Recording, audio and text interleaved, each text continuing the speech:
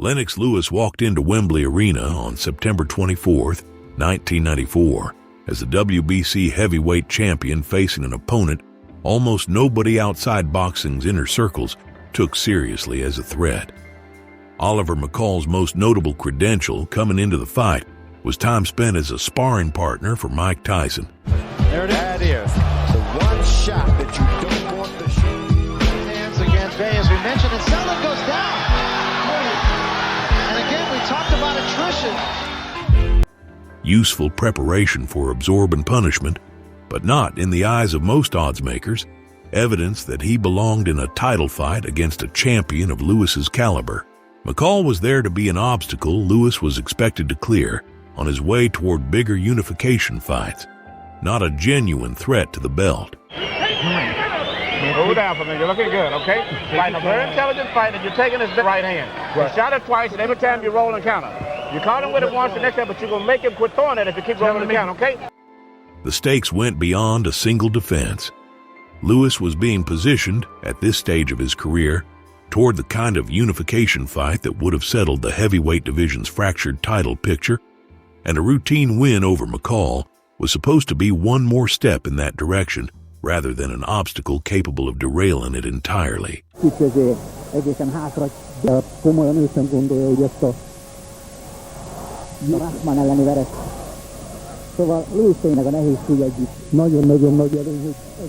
Promoters and networks plan years of a champion's career around fights that have not happened yet, and McCall's assignment on paper was to protect that timeline, not threaten it. Lewis had reached this title defense on the strength of a resume that included Olympic gold as a super heavyweight in 1988, the kind of pedigree that builds a reputation for technical soundness rather than vulnerability. That reputation carried its own risk. A taller, longer champion who relies on range and jab control can look untouchable for stretches of a fight, and then, the moment an opponent closes that distance and commits fully to one punch, discover that the gap between controlling a fight and being caught by it is thinner than the record suggests. McCall's task was never to outbox Lewis over 12 rounds. It was to survive long enough to find that single closing. Wembley Arena was, in theory, the ideal stage for Lewis to cement his standing with a home crowd behind him. A British-born champion defending his title in front of an audience primed to celebrate exactly the kind of dominant performance his resume promised. That home field advantage counted for nothing once the fight actually started. A crowd can lift a fighter through a difficult grinding contest, but it cannot slow down an opponent's hands or undo a punch that has already landed clean. Wembley's energy was built for a coronation. It got an upset instead, and the silence that followed the knockdown said more about how completely the room's expectations had been inverted than any commentary track could.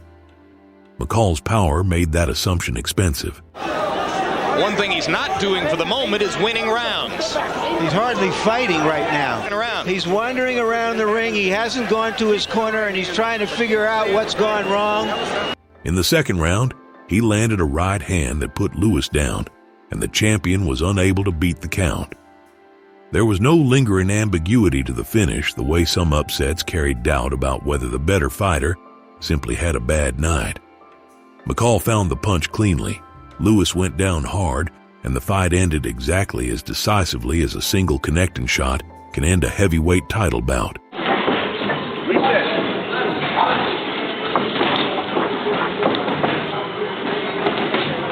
That's it. Left to left after that. Pop, pop, pop. The count itself lasted only a matter of seconds, but those seconds carry a specific weight in heavyweight title fights that shorter countdowns in other sports rarely match. A champion down on the canvas is not simply losing a round. He is watching the referee's hand rise with every passed second, aware that the difference between rising in time and rising a beat too late is the difference between continuing his reign and losing it outright. Lewis did not beat that count. The gap between almost and in time in that moment was the entire fight. What made the knockdown so hard for Lewis's corner to process afterward was how little time it took to unfold. relative to everything that had gone into preparing for this fight. Months of camp, sparring, and tactical planning had gone into a title defense that many inside the sport considered a formality, and all of it collapsed into a single exchange lasting a fraction of a second. That imbalance, enormous preparation against a threat treated as minor, ended by one punch nobody in the champion's camp had built the game plan around defending, is part of why this particular knockout became one of the defining upsets of the decade rather than a forgotten line in a champion's record. The shock of the result had as much to do with what it exposed as with the loss itself. Lewis had built his reputation on being the more complete, more technically sound fighter, someone whose championship pedigree made him the clear favorite against a sparring partner turned late-blooming contender. McCall's right hand did not require a complex game plan or 12 rounds of accumulated pressure to work. It required one clean opening and the willingness to commit to the punch the moment that opening appeared, and McCall had both. Upsets of this size tend to get remembered in one of two ways over time. Some fade because the underdog never does anything else notable, reducing the result to a trivia footnote rather than a genuinely important night. Others stay relevant because of what they cost the favorite or unlocked for the winner, and this fight belongs firmly in that second category.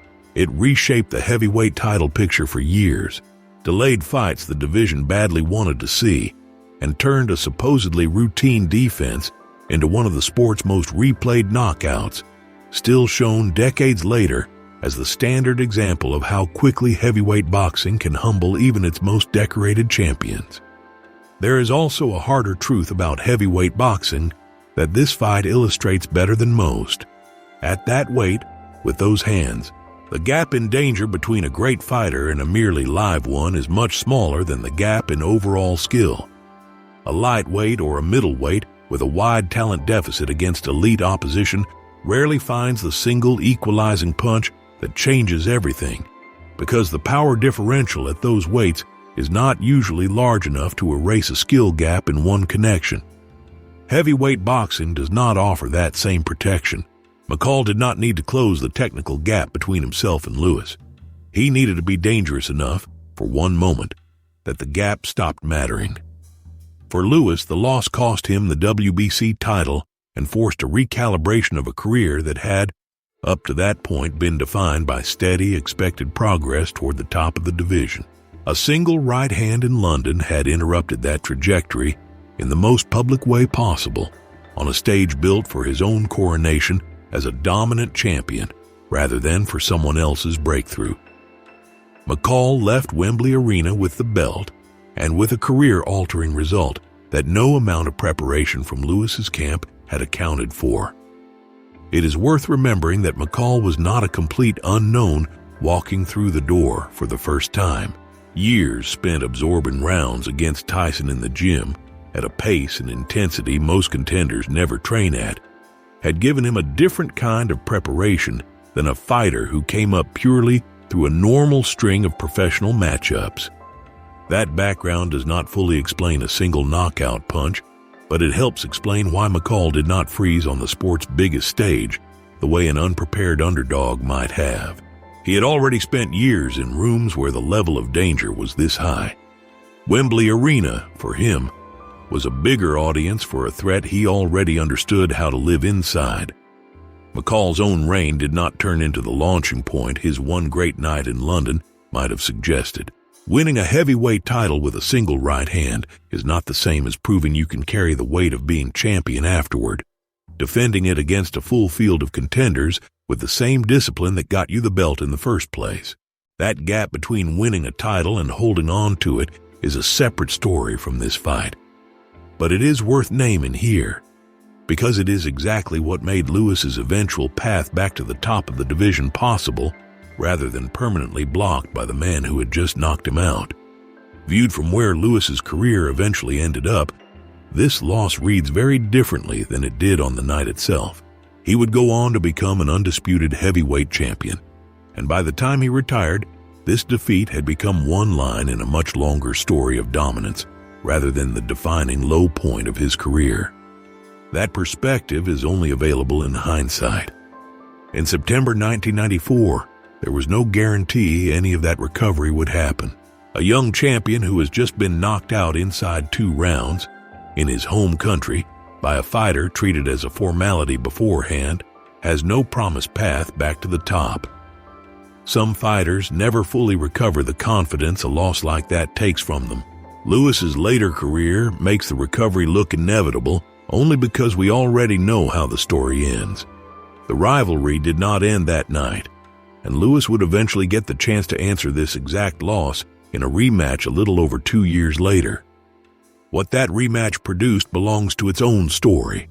What matters about this one, on its own terms, is how completely it inverted the expected hierarchy of the division in a single round. No amount of amateur pedigree, promotional planning, or pre-fight favoritism survives contact with a heavyweight who finds the right opening at the right moment, and McCall found his in the second round at Wembley. Lewis had entered as the champion with the pedigree and the resume. McCall left as the man who proved with one punch that pedigree does not guarantee anything once the bell rings and an opponent with real power finds the opening he needs. Heavyweight boxing does not always reward the fighter who trained the hardest or planned the most carefully. Sometimes it simply rewards the man who lands first. And on that night in London, that man was not the champion anyone had walked into Wembley Arena expecting it to be. It rarely is in this division. And that unpredictability is exactly what keeps every heavyweight title fight, no matter how lopsided the odds look on paper, worth watching until the final bell actually rings.